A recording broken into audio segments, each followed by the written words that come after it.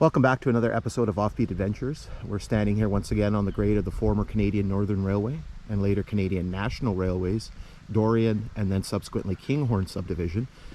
We are just to the south of the community of Dorion, Ontario, here in the township of Dorion.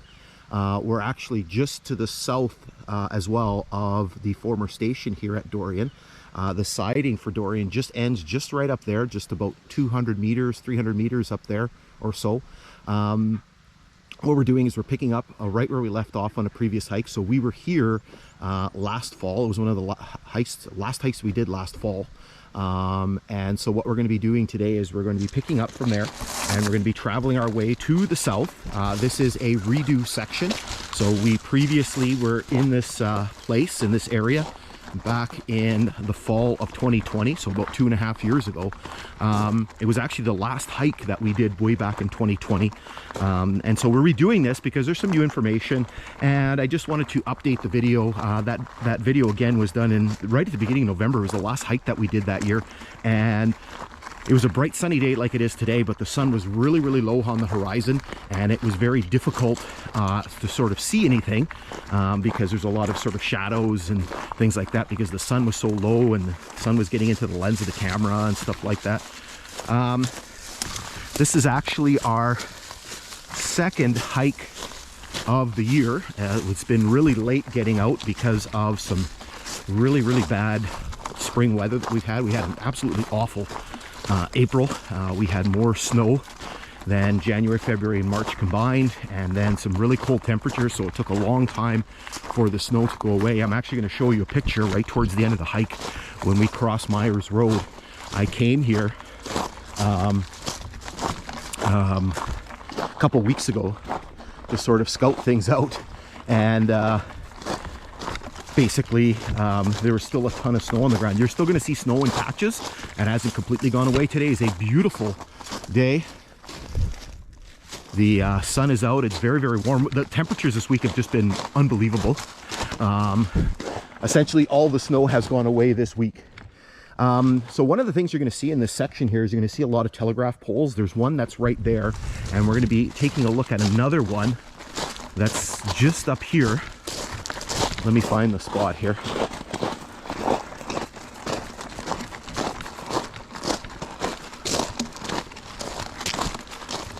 It's right there.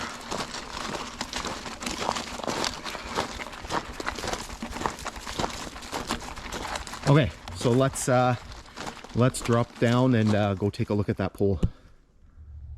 All right, so we stopped to take a look at this telegraph pole simply because it's got a couple of neat features on it. You can actually see some green. These ones over here are all busted off. But over here, there's still some intact Dominion 42s, and you can actually see a couple of green ones that appear to be intact. This one's got a big kind of crack across it. I'm guessing these are both Brookfields. This one is you can see Brookfield on the top there. So again, neat find. Again, anytime you come across anything green on this line is very, very unusual. Usually these are all sort of picked over. I'm not sure why these two were sort of left behind here. But anyway, we're going to be seeing a lot more telegraph poles coming up in the next little bit. Okay, so this is one of the quieter sections of this rail line. There's not a heck of a lot that's sort of going on here other than telegraph poles. There's no stations, there's no sidings, there's not really any signage. Really all we got is telegraph poles. So that's what we're going to be kind of working on. And then as we get to the second part of the hike, it's going to get really quiet. There's another base of a telegraph pole. So we're going to start our usual history lesson right off the hop here. So this line was constructed by Canadian Northern Railway between 1911 and 1914. It was going to be one of the final pieces in Canadian Northern's transcontinental ambitions.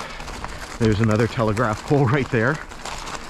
And so the Canadian Northern Company got its start in Manitoba way back in 1896, buying up some old charters and things like that.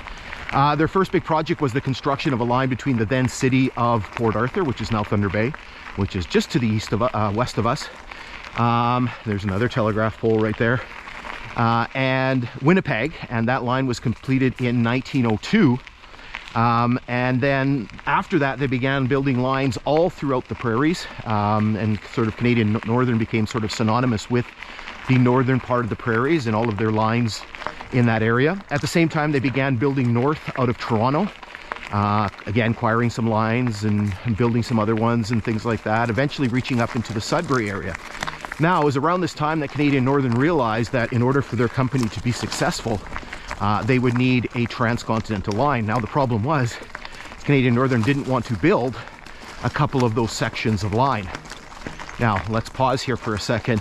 I actually had to restart this video a couple of times because didn't realize the battery kept crapping out on me.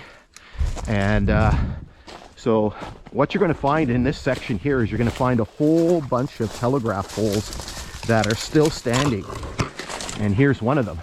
Now, they're hard to see because many of them, like this one, are right inside a tree. You can still see the wire is still, look, the wire's still running. I bet you if you follow it, you'll hit the next pole. So there's the pole itself. Ooh. Don't really see any insulators left on there. It's like it's been sort of stripped clean.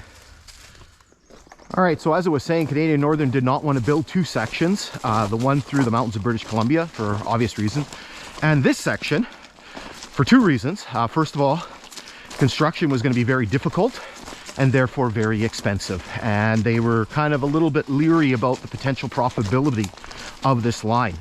So they explored all kinds of options, including a running rights agreement with Canadian Pacific. None of that panned out. And so they were eventually forced to build the line. And we have to pause yet again because we have yet another telegraph pole that's still standing. And we're going to go check this one out. You can see my crude markers here. Okay, so we're in here for this close-up of this telegraph pole. So it's one of two. There's one a little bit further down that are in pretty good shape that are still standing. Might be hard to see just because it's right beside a bunch of trees here. And so it might be hard to actually see the parts of it. There are a few insulators still on there, just mostly Dominion 42s.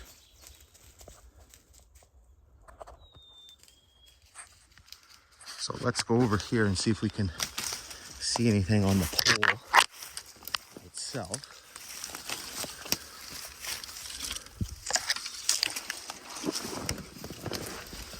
Yeah, a lot of the same identification. You'll see the one on the other pole as well. So I'm pretty sure that's the year that it was manufactured. 20-foot pole, I think that means CNR. And then you can see those are usually tie nails. But that's been put in there, I'm guessing, to indicate the year of installation, so 1959.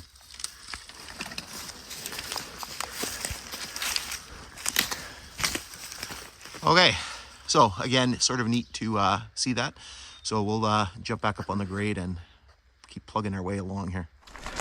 So again, construction began in the latter half of 1911 and then was concluded in 1914. So New Year's Day 1914, the last spike was driven, and the line opened for traffic in 1950. Now, unfortunately, right around that time, just as the whole sort of transcontinental line opened, Canadian Northern began running into some really serious financial difficulties.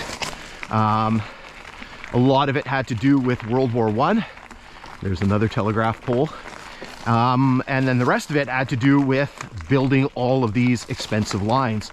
So by 1917, the company was essentially bankrupt and had to be taken over by the Canadian government. And in late 1918, the company was merged, amalgamated, whatever descriptor that you want to use, with a bunch of other Canadian government-owned bankrupt lines known as the Canadian Government Railways. And that merger produced Canadian National Railways. We have to walk through here. You can see this is a really bad section for growth, all kinds. You can see all these alders and stuff that are kind of growing up onto the and around the line. And so the nationalization process took until 1923. So in 1923, the name of this line changed. It went from the Nipigon subdivision of Canadian Northern Railway to eventually the Dorion subdivision of Canadian National Railways. And it continued as the Dorion subdivision. Here you can see a little bit of snow on the grade until 1960. There's another telegraph pole there.